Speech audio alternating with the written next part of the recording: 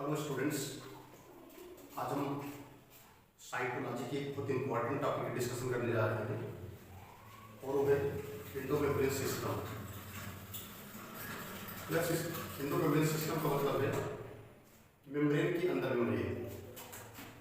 Endomembranes system जैसा कि नाम से इंडिकेट है, endomembrane system is a group of membrane and organelle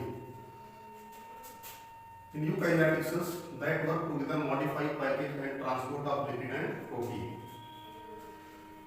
जैसा कि नाम से इंडिकेशन होता है, इंडो माने within, membrane means membrane. It means there are various cell organelles that is found within the cell. They have containing the membrane and that membrane is found below the plasma membrane because the plasma membrane is already found in the eukaryotic cell, that is the outermost covering. You know that the outermost covering of the cell is known as plasma membrane, and below the plasma membrane there are so many cell organelles are also found, and these cell organelles are made up of membrane. तो अगर किसी भी membrane के अंदर membrane पाए जाते हैं तो उसको कहा जाता है एंडोमेम्ब्रेन सिस्टम। जैसे एक डायग्राम में दिखाया गया है, एंडोमेम्ब्रेन सिस्टम क्या है? ग्रुप ऑफ मेम्ब्रेन, यानी मेम्ब्रेन का समूह है, एंड ऑर्गेनेल में कोशिकाओं का समूह है। यूकैरियोटिक सेल में सारे आपस में मिल करके प्रोटीन का मॉडिफिकेशन करते हैं, प्रोटीन की पैकेजिंग करते हैं और साथ में लिपिड का भी मॉडिफिकेशन और पैकेजिंग करते हैं। Mainly they are involved in the packaging and modification of the protein and lipid. यह एक यूकैरियोटिक सेल है एंड यू नो दैट इस यूकैरियोटिक सेल की आउटरमोस्ट कवरिंग का नाम है प्लाज्मा मेम्ब्रेन और इसके अंदर साइटोप्लाज्म या साइटोसॉल का होता है। This is known as cytoplasm. You know cytosol सिर्फ साइटोप्लाज्म है, आपको पता नहीं तो साइटोसॉल भी कहते हैं।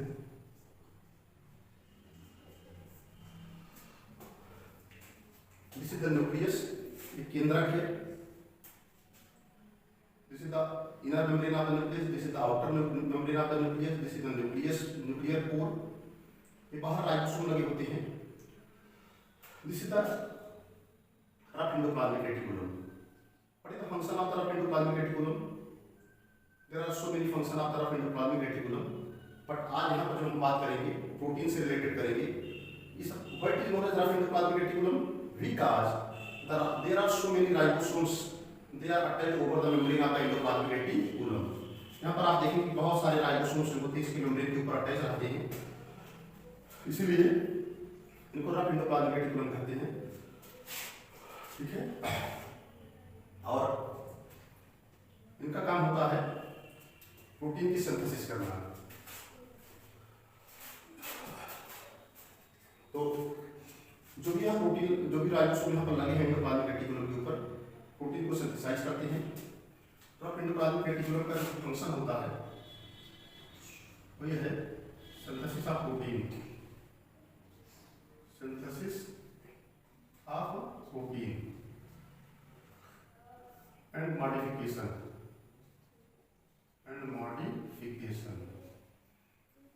रफ एंडोप्लाज्मिक रेटिकुलम के ऊपर जो भी राइबोसोम्स होते हैं प्रोटीन को सिंथेसाइज करते हैं। उसके बाद इसके छोटे छोटे पोर होते हैं, वो प्रोटीन जो है इसके अंदर चली जाती है, उसको कहते हैं ल्यूमिनल स्पेस। ये प्रोटीन है, इसका मॉडिफिकेशन हो रहा है जैसा कि दिखाया भी गया है। Protein modification will take place here. ये ल्यूमिनल स्पेस है और ये ल्यूमिनल कैविटी है, इसके अंदर प्रोटीन का होगा मॉडिफिकेशन। जब प्रोटीन का मॉडिफिकेशन हो जाएगा तो प्रोटीन यहाँ से बाहर निकलेगी वेजाइकल के रूप में, सेक्रेटरी स्मूथ ईआर से होती हुई गाल्गी कॉम्प्लेक्स के पास पहुंचेगी। यह एससीआर, इसका मेन काम होता है, मुख्य फंक्शन जो होता है लिपिड सिंथेसिस है, लिपिड सिंथेसिस। इसके अलावा इसके बहुत सारे फंक्शन होते हैं। स्मूथ ईआर जो होती है वो डिटॉक्सिफाई करती है, detoxification of the toxic material that enter inside the body of the living organism.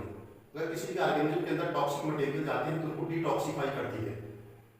जैसे अगर बहुत सारे पर्सन एल्कोहल लेते हैं, एल्कोहलिक ड्रिंकर्स होते हैं, उनकी एससीआर जो है इनलार्ज हो जाती है। ऐसा क्यों है?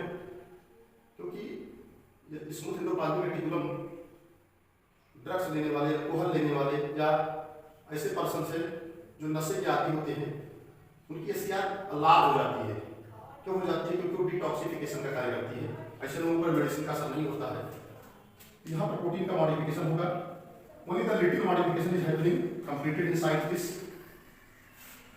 तो यहाँ पर एंडोप्लाज्मिक रेटिकुलम के अंदर लिपिड का प्रोटीन का मॉडिफिकेशन स्टार्ट हो जाएगा ल्यूमिनल स्पेस में। ये ल्यूमिनल कैविटी है, यहाँ पर प्रोटीन का मॉडिफिकेशन स्टार्ट हो जाएगा। प्रोटीन मॉडिफिकेशन का मतलब क्या है? What do you mean by that protein modification? समझिए, प्रोटीन मॉडिफिकेशन ही क्या है? प्रोटीन मॉडिफिकेशन का मतलब है कि प्रोटीन के साथ कार्बोहाइड्रेट जोड़ना, प्रोटीन प्लस कार्बोहाइड्रेट। प्रोटीन के साथ कार्बोहाइड्रेट हो जाएगा, इसको कहेंगे ग्लाइकोप्रोटीन। ग्लाइकोप्रोटीन।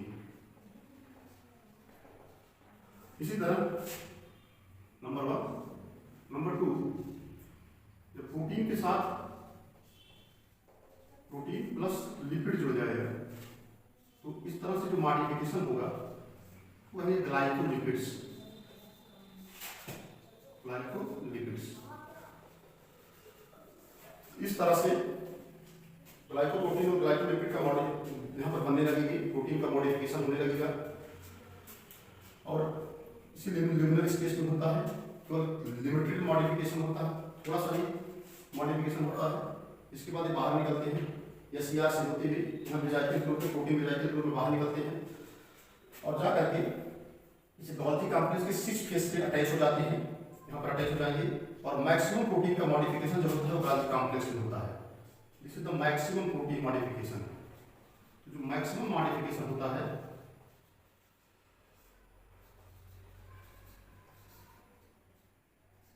मैक्सिमम मॉडिफिकेशन होता है गोल्गी कॉम्प्लेक्स में होता है। इसका प्रोटीन का जो मैक्सिमम मॉडिफिकेशन है गोल्गी कॉम्प्लेक्स के अंदर कंप्लीट हो जाएगा।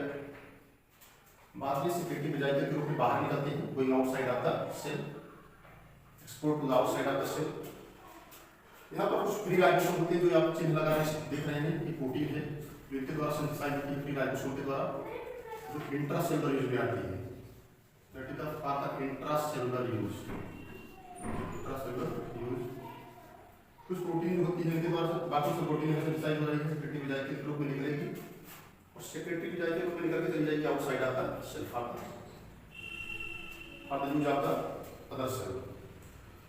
तो कुल मिलाकर के एंडोमेम्ब्रेन सिस्टम यही है। एंडोमेम्ब्रेन सिस्टम में मुख्यतः आते कौन कौन है? देखिए, क्योंकि मेम्ब्रेन से बने होते हैं, एंडो बना होता अंदर, अंतः मेम्ब्रेन मेम्ब्रेन। तो एंडोमेम्ब्रेन सिस्टम में आपकी जैसे आपका सिंगल मेम्ब्रेन है, जैसे आपका लाइसोसोम है, एंडोप्लाज्मिक रेटिकुलम है, गोल्गी कॉम्प्लेक्स है। थोड़ा सा मैं मिटा दे रहा हूँ, इसको मैं समझाने का प्रयास करता हूँ, ठीक है। जैसे lysosome, ER, Golgi complex,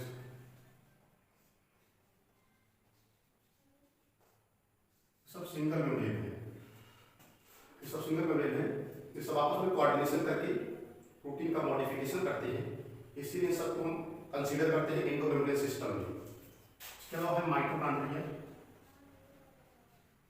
mitochondria, chloroplast है,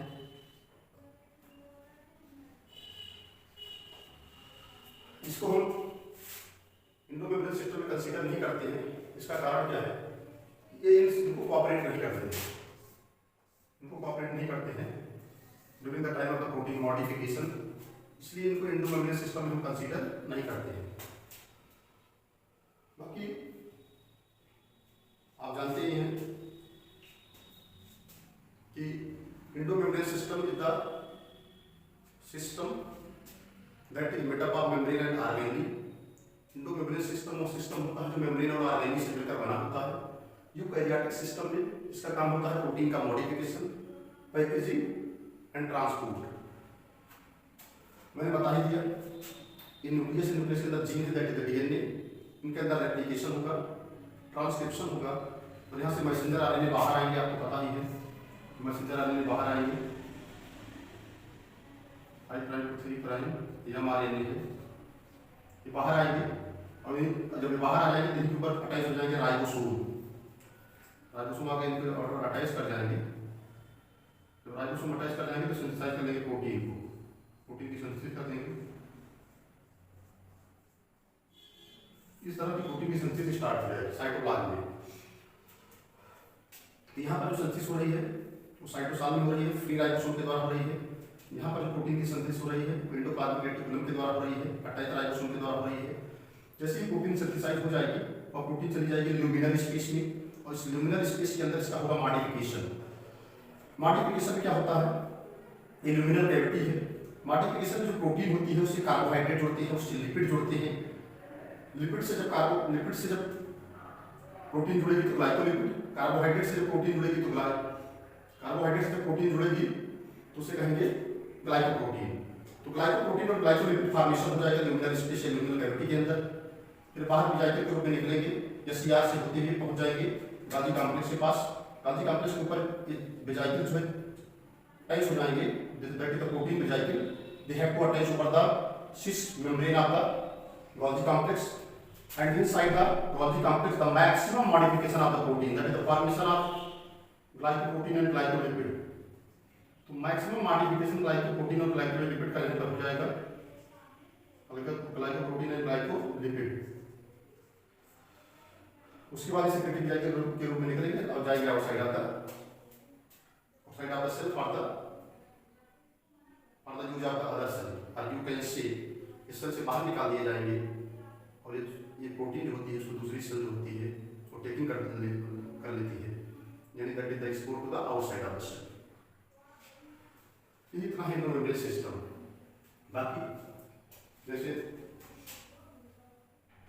फ्री राइबोसोम ने सिंथेसाइज किया, तो फ्री राइबोसोम के द्वारा प्रोटीन सिंथेसाइज होगी वो इंट्रासेलुलर यूनिट में आएगी, जो अटैच राइबोसोम के द्वारा आएगी वो एक्स्ट्रासेलुलर यूनिट में आएगी। This is somewhat idea about the endomembrane system. Endomembrane system जो है मुख्यतः Golgi complex, endoplasmic reticulum, lysosome और वैक्यूल 4 से मिलकर बना होता है। तो that's all about this endomembrane system. इसके बारे में नोट्स और डिटेल इसके बाद हम नेक्स्ट लेक्चर में बताएंगे। So that's all today. Endomembrane system को हम कंटिन्यू करते हैं। Endomembrane system is made up of Golgi complex, endoplasmic reticulum, lysosome and vacuole. These 4 cells are they are closely related and so we are studying under them under the endomembrane system. जो bond ribosome होते हैं protein बनाते हैं, that is going outside of the cell. जो free ribosome होते हैं वो protein बनाते हैं, that is for intracellular use. Intracellular use का मतलब within the cell.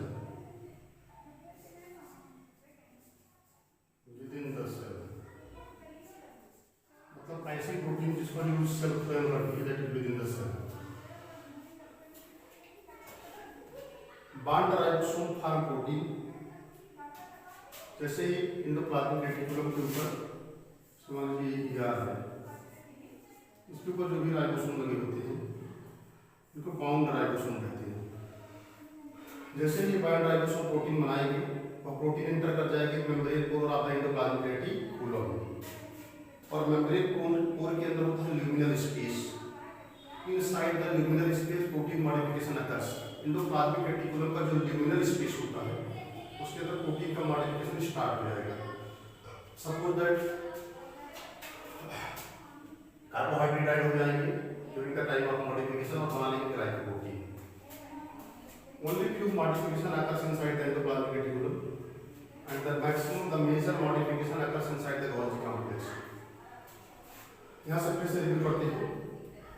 जैसे ही राइबोसोम प्रोटीन बनाएगा और प्रोटीन जो होती है इंटर कर जाएगी membrane of the endoplasmic reticulum. जो एंडोप्लाज्मिक रेटिकुलम की पोर होते हैं उसके अंदर इंटर कर जाएगी और पहुंच जाएंगे वो प्रोटीन ल्यूमिनल स्पेस में। यह ल्यूमिनल स्पेस कहाँ पाया जाएगा? Inside the endoplasmic reticulum. और इस ल्यूमिनल स्पेस के अंदर प्रोटीन का होगा modification. Inside the luminal space protein modification occurs. Carbohydrate use हो जाएंगे during the time of modification. Suppose that the carbohydrate are added during the modification to form the glycoprotein.